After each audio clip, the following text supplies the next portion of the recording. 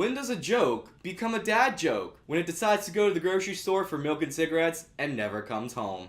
Hello everybody, it's your pal Jonah for the first time not apologizing for the insane lack of content on my channel. It's a miracle, honestly, that I've been able to do 2 videos within a month of each other. Like, I feel like that deserves some sort of celebration here for a bit, you know? I think we should really appreciate this moment. Now that's what this is all about.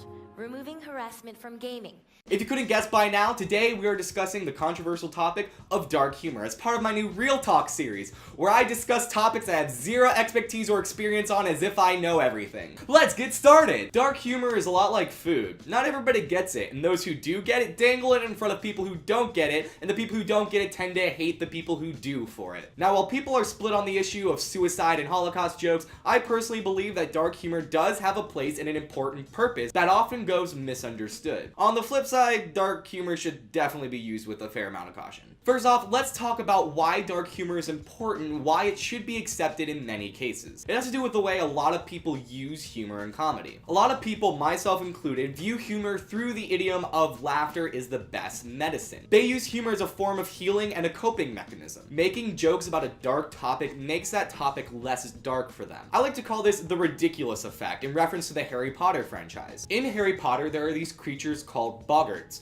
and boggarts take the form of whatever the viewer fears the most. The only way to defeat a boggart is with laughter. So they use the spell ridiculous to turn the boggart from something terrible into something funny. I like to look at dark humor in a similar way. Dark humor takes a subject that many people find scary and turns it into something that is not scary. When you laugh at something, it loses a lot of power over you, because most things can't truly be funny and scary in the same way and at the same time. Without getting too personal, I think a good example of this is suicide jokes. Now, I get a lot of flack from some of the 12 people who watch my videos for making suicide jokes in my videos and even outside of my videos. I don't even care anymore. I'm just you know. There you go.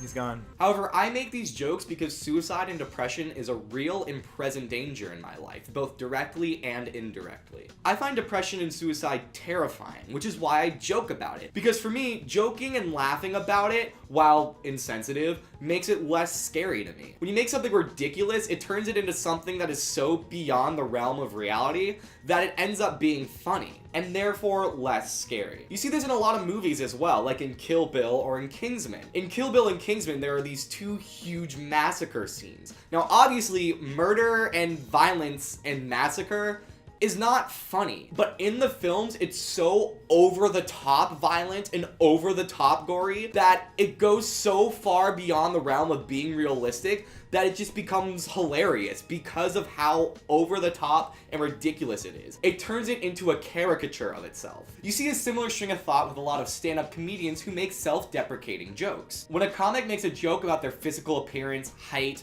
weight, or mental state, it's likely because that person is insecure about these things within themselves. When they turn these insecurities into jokes, it makes them funny and something to laugh at themselves about, and it gets other people joining in as well. It's kind of like bullying yourself so that you don't get bullied by other people.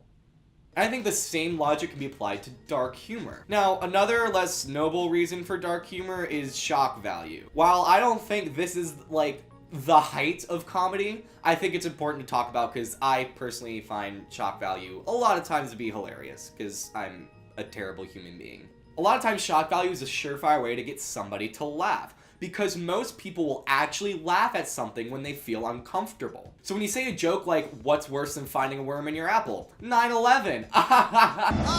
Buzz! We missed the truck! We're not aiming for the truck! Most people don't know how to react to the sudden shift in tone, so they just instinctually laugh. It's kind of like how whenever someone's yelling at me and I don't really know what to do, I instinctively want to laugh, so I have to like bite my tongue when someone's yelling at me, because when I'm uncomfortable, my first instinct is to laugh, and it gets me in trouble sometimes. But that's irrelevant, kind of. Sure, it's super cheap and insensitive, but it works, and a lot of times a comedian's job is to get people to laugh. So it doesn't really matter how they arrive to that. All that matters is that they get to that conclusion. Now, as I said at the beginning of this video, I have no idea if anything I said is actually true or whatever. Like I said, I'm no expert or anything. It's just something I've kind of observed and picked up on over my long lifetime of being an intolerable prick. So that's kind of my breakdown of why I think dark humor is important. So now I want to discuss the other side of it, because while I think it's important, there is an obvious caveat to this. There are definitely times when cracking a Holocaust joke is not okay, like, at all. There's a fine line between using dark humor as a semi-healthy coping mechanism and just being a jackass. While I believe that there is a time and place for dark humor, I don't think it's the best idea to make an Alzheimer's joke at your grandpa's funeral. If dark humor is to be accepted, there has to be a balance to it. Only a Sith deals in absolutes. People need to realize and accept that humor is how a lot of people deal and cope with difficult subjects and situations. On the flip side, you have to be sensitive to the feelings of people around you. Know when to censor yourself, otherwise you'll go from being Bo Burnham to being Michelle Wolf. God bless abortions and God bless America! So there you have it, my short, like, 10-minute rant on dark humor. This is just a video that I've been wanting to make for a while because as someone who personally has a very dark sense of humor, I feel like this subject isn't talked about a lot, and I felt kind of the need to address it, even though I have no authority or ethos or whatever to make me an expert on this. It's just something that, like, I've been dealing with a lot recently, and I thought I would make a video on it to share my opinions with the world, or with the 12 people who will probably watch this video, and then the 6 of those 12 people who will actually care what I have to say. Thank you guys so much for watching this video. If you enjoyed it, make sure you let me know by hitting that like button. If you want to see more, you can subscribe by hitting my face right below me, or hitting that big red subscribe button. If you want to check out my last video, you can click on that box right over there. For now, this is your pal Jonah signing off and saying see you next time on Jonah Entertainment. Bye everybody. I did that in one take, and I want everyone to know it.